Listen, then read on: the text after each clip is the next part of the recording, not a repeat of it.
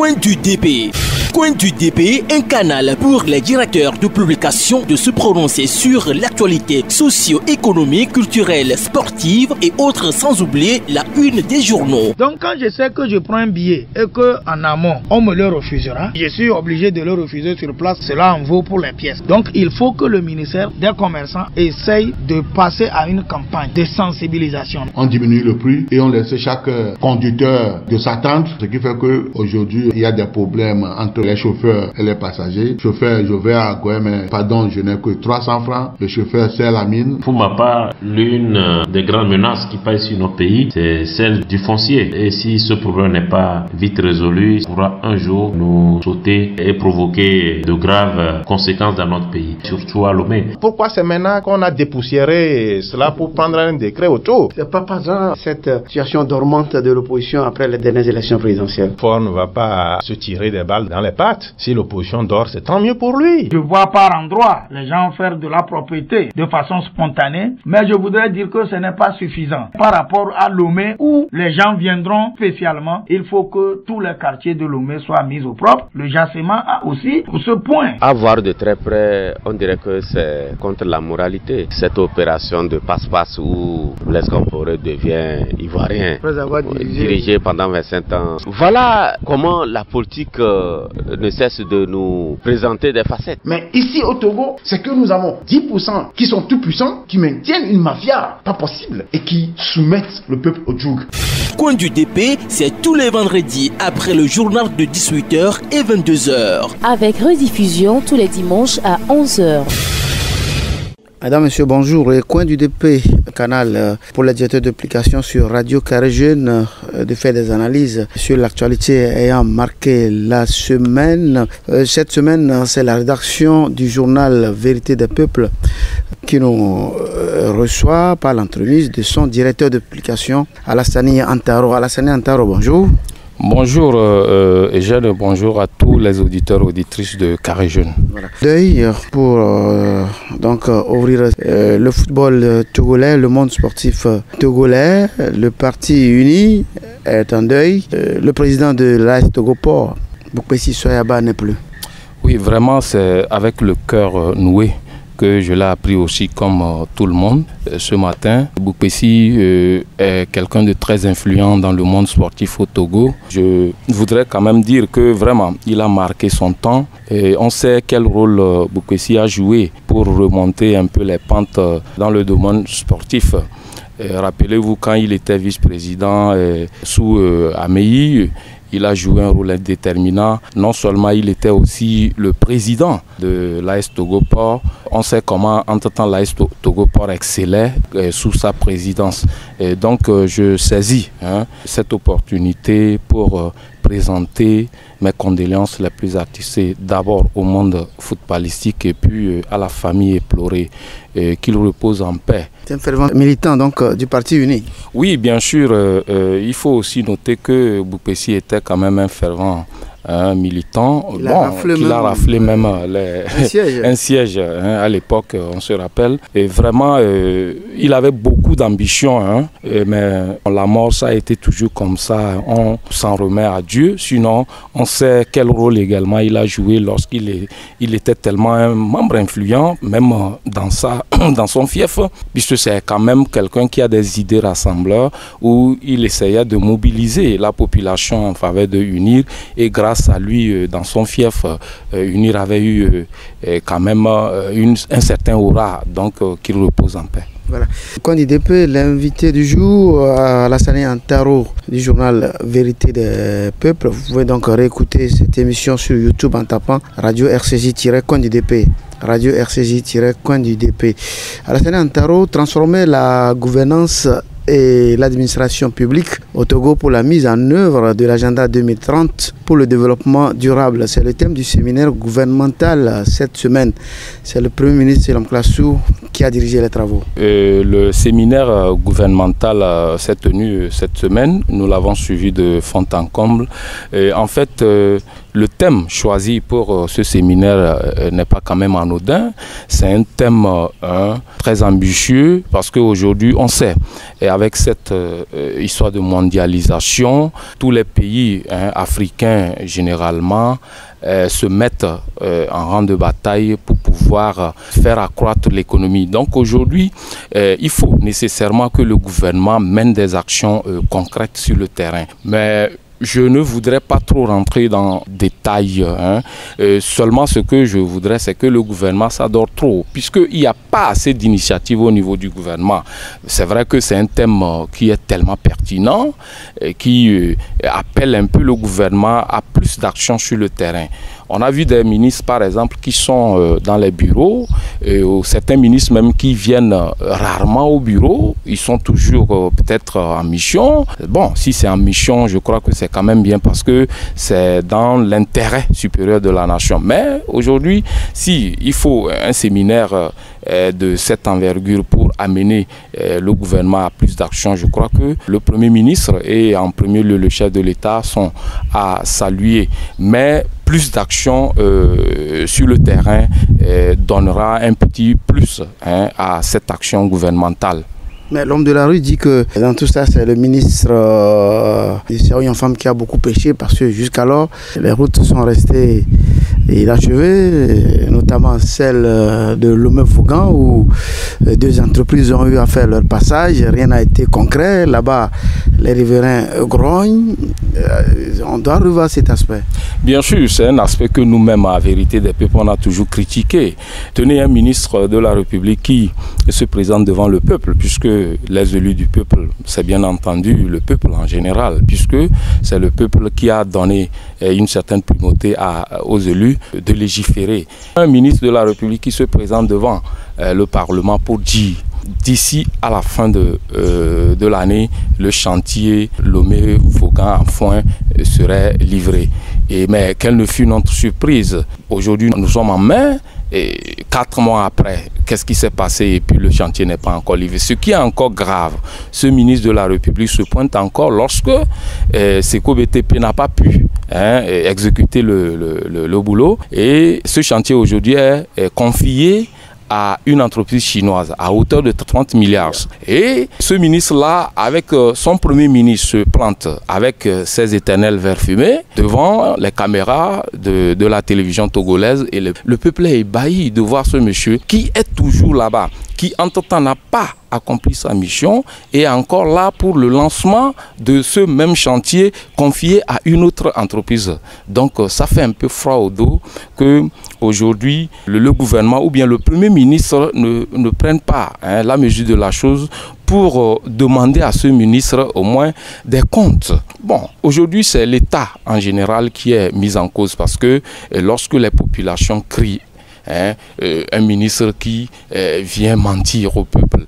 Et ce ministre-là est encore maintenu comme ministre des Transports. Ça ne fait pas sérieux. Est-ce que là, dans ce sens-là, le chef de l'État ne peut pas prendre la mesure de la chose? C'est au chef de l'État de destituer ce monsieur, de le rappeler à l'ordre et de lui dire, voilà, tu as failli à ta mission et qu'il faut nécessairement que tu rendes les comptes parce que le peuple crie. Aujourd'hui, il y a des partenaires en développement qui sont là, dans nos murs et qui nous suivent de temps à autre et qui disent, voilà un ministre qui est là et qui n'a pas accompli sa mission, mais il est toujours aux côtés du chef de l'État. Rappelez-vous lorsque Ebomaf, une autre entreprise qui abat un travail de titan, surtout dans le nord du pays, lorsque le chef de l'État en personne pour aller visiter les chantiers, ce même ministre était à côté. Est-ce que ce séminaire-là ne serait pas destiné en fait pour rappeler alors ces ministres-là qui déconnent? Le mot n'est pas trop fort. Parce que si le ministre Nissao Nyofam dit à la population que dans peu de temps, nous aurons ce chantier. Et on n'a jamais eu ce chantier. On a livré ce chantier-là, on a remis ce chantier-là à une entreprise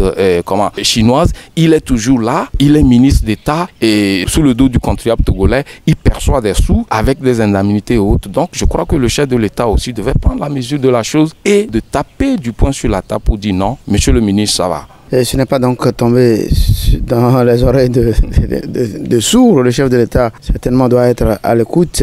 Alors, toujours avec les ministères, cette fois-ci avec le ministère du Commerce par l'entremise de Mme Legezim Balouki, qui sévit contre les commerçants et opérateurs économiques véreux. La dernière fois, elle a saisi dans des magasins des paquets de ciment qui ont été opérés et n'atteignent plus les 50 kilos comme prévu.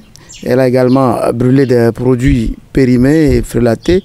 Mais ça ne suffit pas parce qu'aujourd'hui le constat est clair. Et Legezim et son équipe doivent penser à stabiliser les prix sur les produits de première nécessité, prix fixés par n'importe qui et comme il le veut. Oui, nous avons également appris cette affaire. C'est quand même déplorable que dans une république qui se veut démocratique, les gens se comportent comme des grands bandits.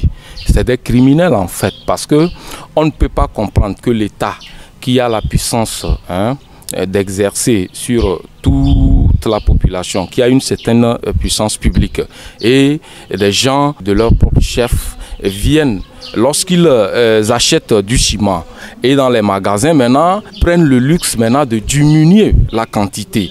En fait, c'est fixé, c'est un taux qui a été fixé selon les arrêtés ministériels, que c'est à 50 kilos. Oh, il y a beaucoup d'entreprises qui produisent du ciment. Mais lorsque eux, ils viennent dans les magasins, ils prennent le mauvais, le vilain luxe de soutirer un peu du ciment et qu'ils recollent, je ne sais pas comment, par quelle alchimie ils le font, et ils revendent. Je crois que Madame la ministre Legezim Balouki a salué dans ce sens parce qu'elle a pris tellement en elle a voulu montrer à ces contrevenants qu'il faut nécessairement qu'on se mette dans les bottes parce qu'il y a la loi. Lorsqu'on est dans une république, il faut respecter la loi. Et que ces messieurs ou ces femmes qui prennent ce luxe-là pour diminuer, vous venez de le dire, il faut quand même qu'on essaie de diminuer les prix de première nécessité. Lorsque vous rentrez au marché, je vais vous dire une chose. Moi-même, il arrive des moments où madame n'est pas, elle est occupée, je vais au marché. Quand vous arrivez au marché, il faut faire un peu le tour des boutiques, le tour des bonnes femmes. Vous verrez qu'ailleurs, on vend le paquet de sucre à 500, le petit à 500. Ailleurs, vous arrivez, c'est 550. Donc, il faut une certaine uniformisation. Est-ce que le gouvernement, Madame la ministre, qui a déjà commencé une action qui est louable, ne peut pas, dans ce sens-là, exiger ou bien faire l'état des choses pour exiger, peut-être au cours d'un conseil des ministres, qu'on essaie d'uniformiser les prix sur le marché. Aujourd'hui, le Togolais tire le diable par la queue. Tous les Togolais crient, il n'y a pas l'argent, il n'y a pas l'argent. C'est vrai, parce qu'avec le salaire que les Togolais perçoivent chaque fin du mois, lorsque vous faites les calculs où il faut payer le loyer, il faut payer la scolarité, il faut même s'entretenir, c'est insignifiant. Donc si aujourd'hui, Mme Legezim a commencé, il faut qu'elle continue, parce que surtout, fixer un prix. Lorsque vous arrivez dans une boutique jeune et que le gouvernement a fixé un prix, un paquet de sucre à 500 francs, voilà, c'est à 500 francs, vous allez payer ça sur toute l'étendue du territoire. Je crois que dans ce sens-là, on peut inquiéter ces commerçants véreux qui prennent le luxe de fixer des prix à l'emporte-pièce, peut-être pour des bénéfices ou bien pour des intérêts inavoués. Ouais, le constat est que souvent, ce sont ces gens-là qui sont chargés de cadrer le système, qui sont les propriétaires de ces magasins. Vous croyez qu'avec ça, ils peuvent être sérieux dans le travail en réprimant ceux qui auront envie de majorer les prix comme ils le veulent? En ce sens-là, je crois qu'il y a aussi la justice qui devait intervenir. Parce que lorsque vous voyez un peu la TVA au niveau de l'OTR, la TVA a été un peu revue à la baisse. Même les publicités, les annonces un peu partout.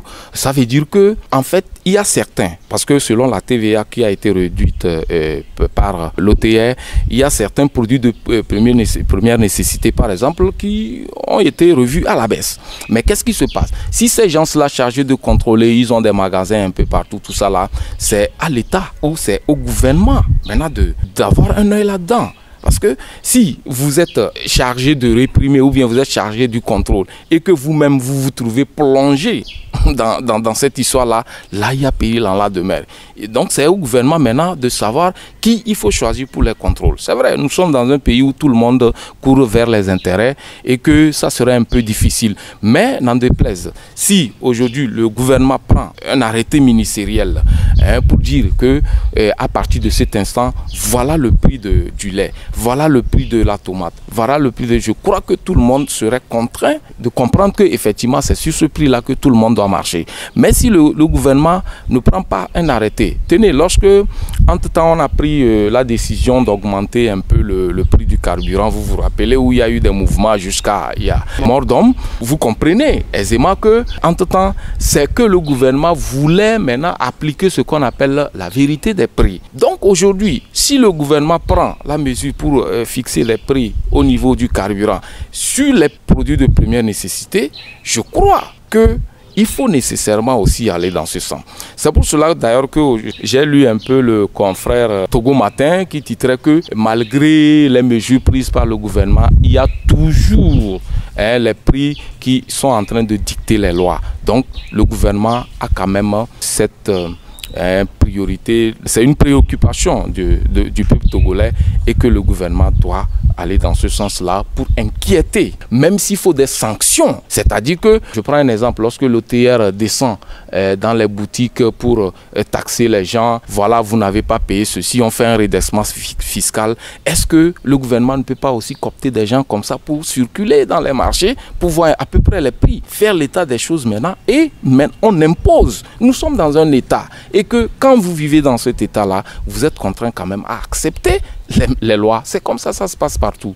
CONDIDP, la rédaction du journal La Vérité des Peuples nous reçoit donc et c'est avec son directeur de publication Alassani Antaro. Avant d'aller donc à votre parution de la semaine, le parti politique CDPA cette semaine est sorti à travers une déclaration. Isabelle Ameganvi est revenue sur la décoration lors du 57e anniversaire de l'indépendance du Togo, déclaration selon laquelle ils ne sont pas d'accord que le major Kouloum a été décoré parce que son nom a été cité dans les criminalités, dans les exactions dans la région des plateaux lors des troubles.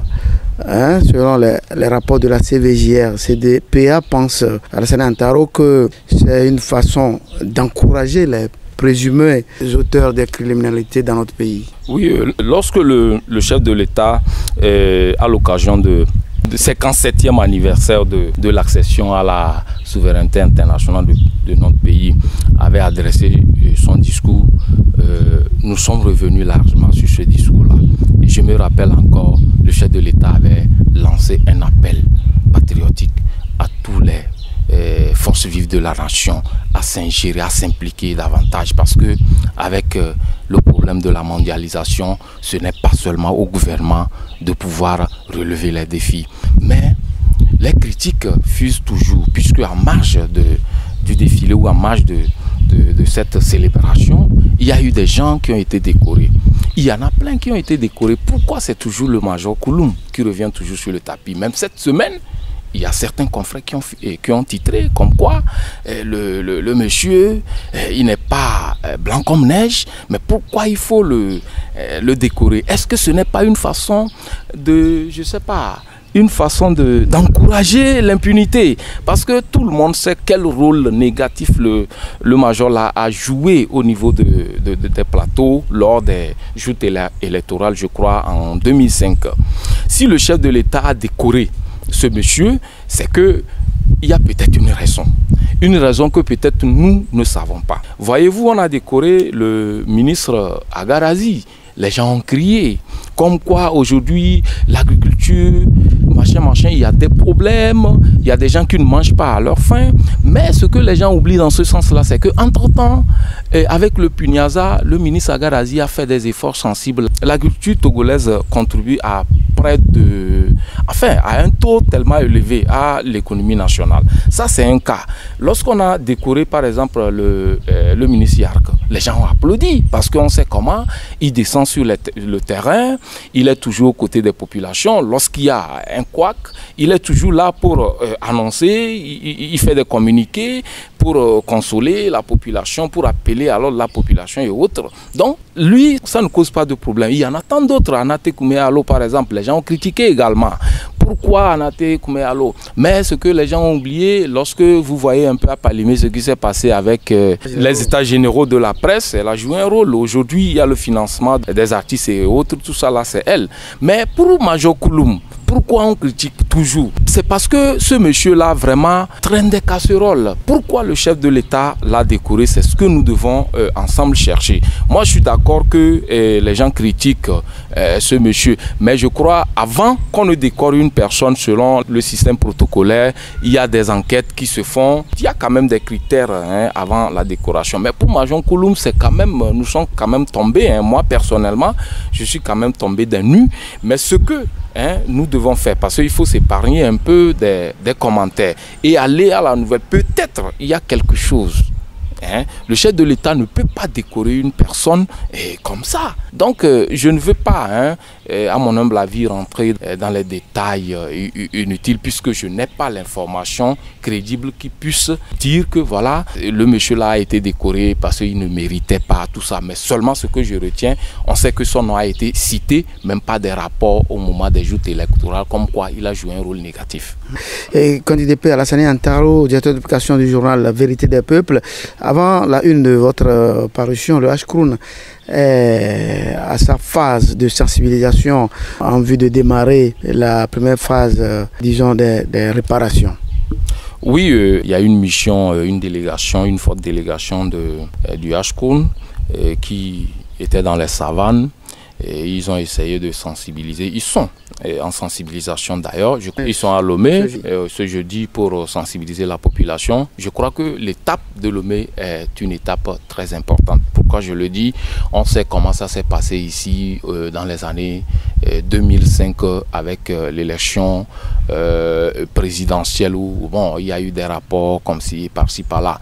Donc, pour jeter un regard un peu, un regard général sur la mission du Ashkroun, il faut dire que c'est un travail très impressionnant qu'ils sont en train d'abattre sur le terrain.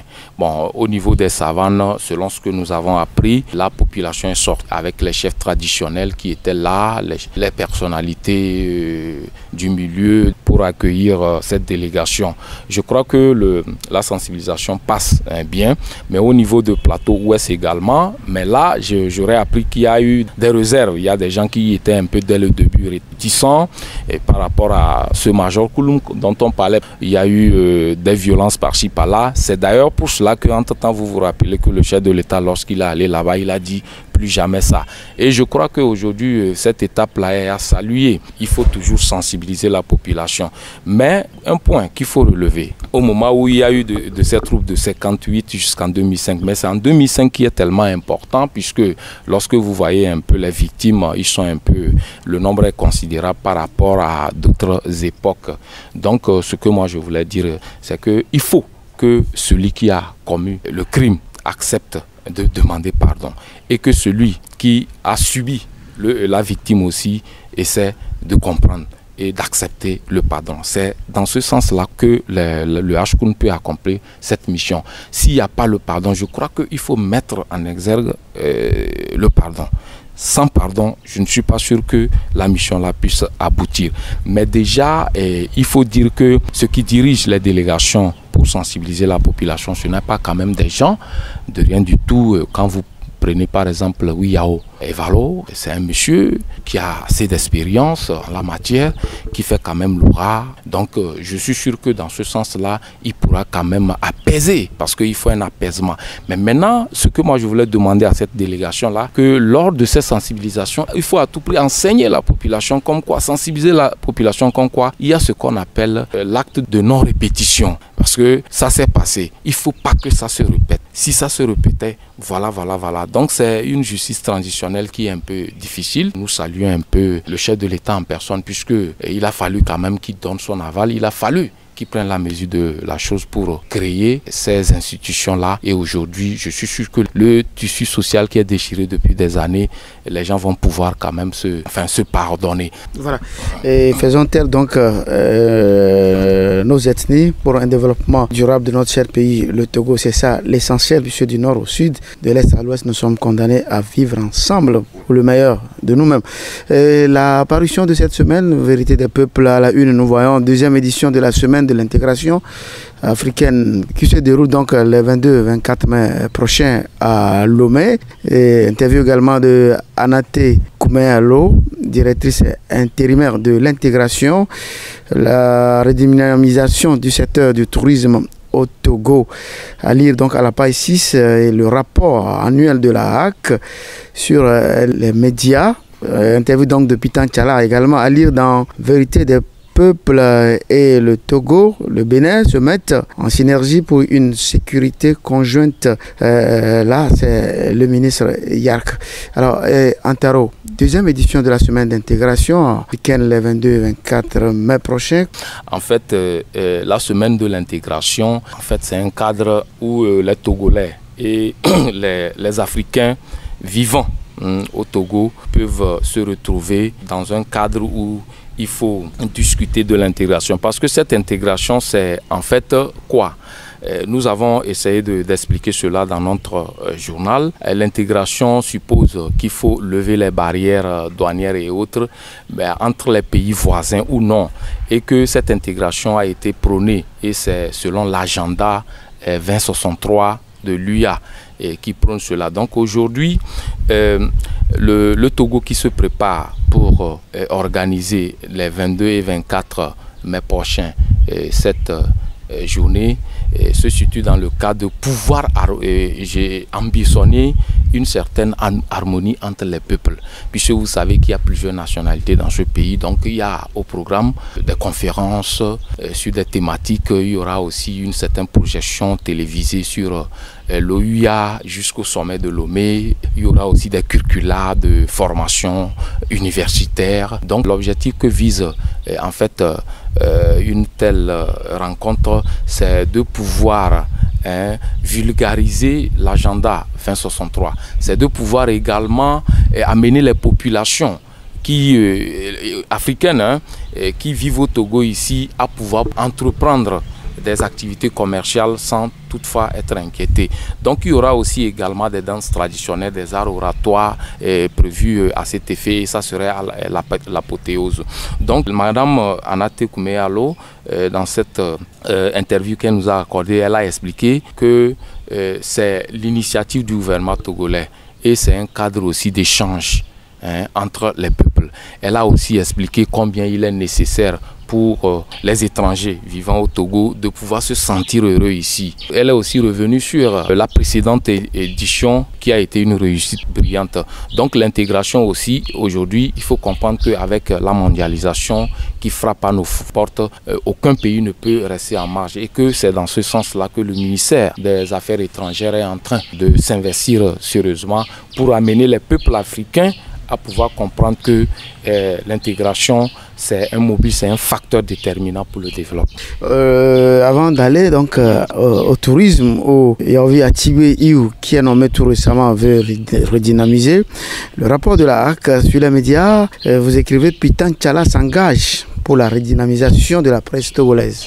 Oui, bien entendu, depuis que Pitan Tchala est arrivé à la présidence de la HAC, on va un peu mieux. Parce que après le séminaire organisé à Lomé et à Kara sur la dépénalisation de la presse, nous avons compris. Donc Pitan Tchala est en train de prôner le professionnalisme. Et ce professionnalisme-là, je crois qu'il le faut parce que nous sommes tellement décriés. Ailleurs, lorsque vous arrivez, vous dites nous sommes journalistes, on vous regarde d'un air, voilà, c'est eux. Puisqu'il faut que la presse essaie de comprendre que nous sommes le quatrième pouvoir. Et que, étant quatrième pouvoir, qu'est-ce qu'il faut faire? Il faut prôner le professionnalisme.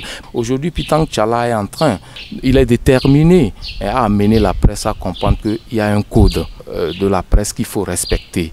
Et c'est dans ce sens-là, parce qu'il y a des chancelleries, il y a des ambassadeurs, il y a un peu de tout qui sont ici et qui nous lisent de temps à autre. Lorsqu'ils jettent un regard général sur la presse togolaise, ils se diront que la presse n'est pas encore professionnelle. Et c'est dans ce sens que Pitang Tchala est en train d'amener la presse à comprendre qu'il faut respecter l'éthique et la déontologie. De revoir l'aide de l'État à la presse à la hausse, puisque aujourd'hui nous sommes à 100 millions. Si au moins cette aide-là allait jusqu'à 300 millions, je crois que c'est de bonne guerre. Nous, on insiste surtout sur l'aide de l'État à la presse, parce que lorsque la presse n'est pas libre, elle est tentée. Et lorsqu'il y a tentation, je crois que là, on ne peut pas faire son travail avec professionnalisme. Si vous avez tout à votre disposition pour travailler, je ne suis pas sûr qu'un politique peut vous corrompre. Et avant-dernier sujet peut-être, dans cette entrevue Coin du DP, le nouveau ministre Yaovi Atibé Iou du tourisme veut redynamiser le secteur. Oui, vous savez que le Togo se prépare ardemment pour recevoir, il y a 3 sommets qui sont programmés cette année. Il y a le sommet de la Goa, de la francophonie en novembre, et puis le sommet Afrique-Israël en octobre. Donc aujourd'hui, nous savons que lorsque les participants, les délégués vont affluer pour ces sommets, c'est dans les hôtels qui vont naturellement se loger. Donc le ministre Iou qui vient d'être nommé est allé vers les acteurs hôteliers et les restaurateurs et autres pour leur expliquer combien il est nécessaire pour qu'ils se mettent en rang de bataille pour pouvoir sauver ces sommets qui arrivent incessamment. Il y aura une certaine mobilisation. Et votre parution de la semaine est également revenue sur les élections en France. Vous écrivez un nouveau souffle pour la France. Et Macron a été investi, il a déjà formé son gouvernement. On l'a annoncé également au Mali. Oui, bien sûr, Macron, c'est un président à 39 ans seulement. Il a su mettre en branle son mouvement appelé En Marche, qui est devenu aujourd'hui République En Marche. En fait, c'est un monsieur qui a étonné plus d'un. C'était une surprise, puisque 3 ans avant, on ne le connaissait pas sur la scène politique. Et aujourd'hui, il a su mobiliser la jeunesse, il a su mobiliser les Français avec son mouvement En Marche, et que ce mouvement-là, il avait lancé sur le net et il y a eu beaucoup d'adhésions. Moi, je dis qu'il a su suivre son étoile et qu'aujourd'hui, il est devenu président de la République. C'est vrai, il y a eu quand même des réactions par-ci par-là, comme quoi, surtout après la nomination de son premier ministre, Édouard Philippe. Édouard Philippe, avant tout, c'est un républicain, un député maire républicain du Havre qui a été nommé. Donc aujourd'hui, Macron est en train de briser le mythe républicain et puis socialiste, centriste. Pour lui, aujourd'hui, la France appartient à tout le monde. Aujourd'hui, lorsque vous jetez un regard inquisiteur sur le gouvernement qui vient d'être formé, il y a 11 femmes, 11 hommes, avec 4 secrétariats d'État. Ça veut dire que, et lorsque vous voyez, il y a les politiciens de la droite, il y a aussi les politiciens de la gauche. Lui-même aujourd'hui, il est au milieu.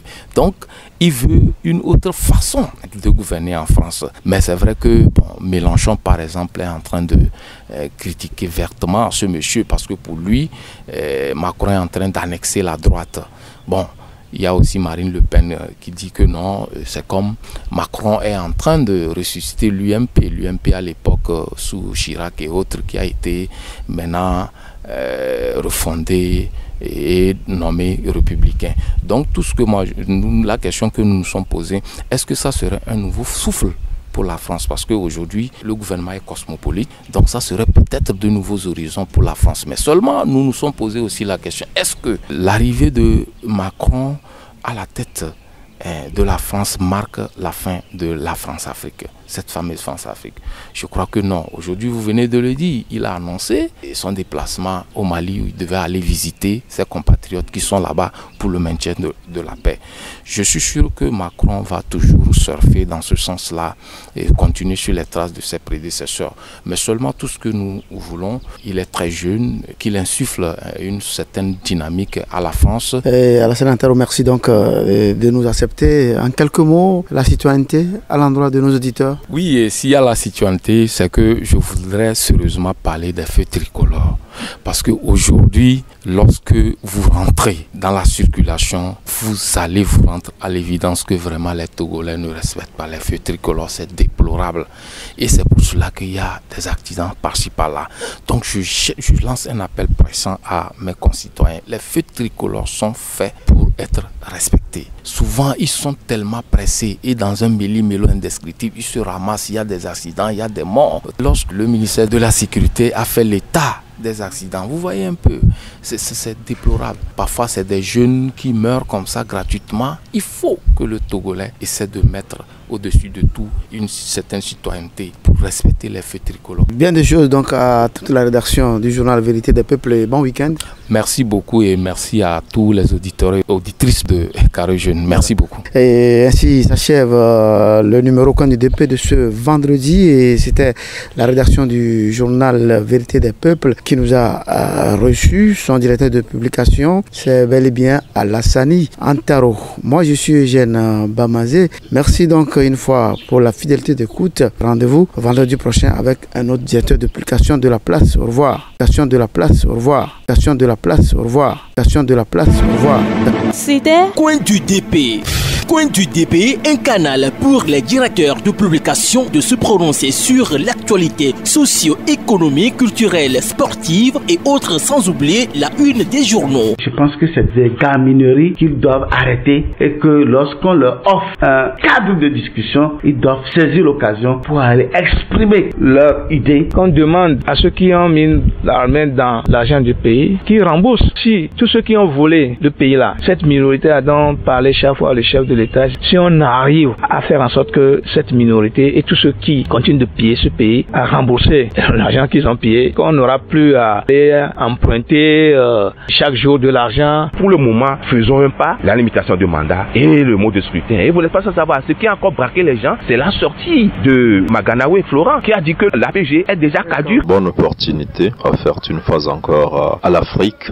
Donc après d'autres regroupements de pays, ce sont les États-Unis d'Amérique qui offrent donc une opportunité à l'Afrique pour une fois échanger. Dans un pays normal et surtout en Afrique, le clergé et les représentations religieuses et spirituelles ont une importance capitale dans les prises de décision, dans l'orientation. Et le mal du Togolais, c'est que on réagit au coup par coup. Quand aujourd'hui quelque chose se passe, on réagit sur le champ, mais on ne cherche pas les tenants et les aboutissants. Les hommes d'affaires font les affaires. Et qui dit homme d'affaires cherche d'abord son bénéfice, puis le reste viendra après. Et donc quand vous confiez la fédération à un homme d'affaires, attendez-vous à ce qu'il fasse des affaires avec votre fédération et votre football. Disons que l'essentiel doit être fait. Et l'essentiel pour moi, c'est accompagner les responsables, les propriétaires de ces fermes avicoles afin qu'ils puissent redémarrer rapidement leurs activités. Je ne suis pas sûr que nous pouvons faire le compte. Et ça, c'est parce qu'il y a une certaine impunité dans le pays. Les gens pensent que quand on détourne l'argent du pays, ce qu'il y a comme sanction, c'est qu'on vous licencie.